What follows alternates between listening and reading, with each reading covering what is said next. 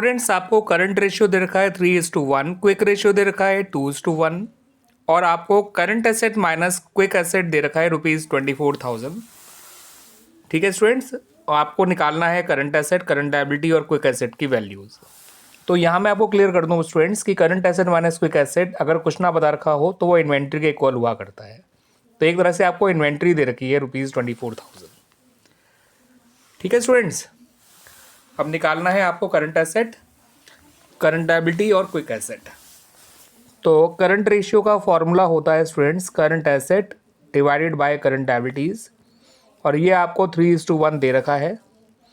यहाँ पर आप करंट एसेट को करंट लायबिलिटी की फॉर्म में निकाल लीजिए, ये टर्म्स में निकाल लीजिए, ये आ गया 3CL। क्विक रेशियो का फॉर्मूला होता है quick asset upon current liability, ये दे रखा है 2:1।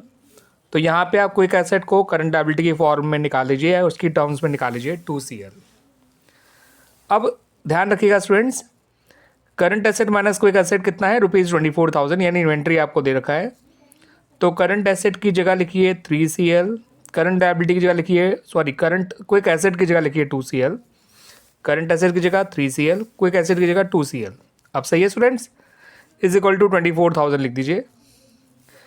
3CL minus 2CL is CL, यानी करंट लायबिलिटी केवल 1CL या CL एक ही बात है। 24,000 आ गया। करंट एसेट निकालना है तो 3 इंटू 24,000 कर दीजिए, और क्विक एसेट निकालना है तो 2 इंटू 24,000 कर दीजिए। ये आ जाएगा 72,000 और ये आ जाएगा 48,000, और आपका आंसर हो गया कंप्लीट। है ना स्टूडेंट्स, आ गया समझ में।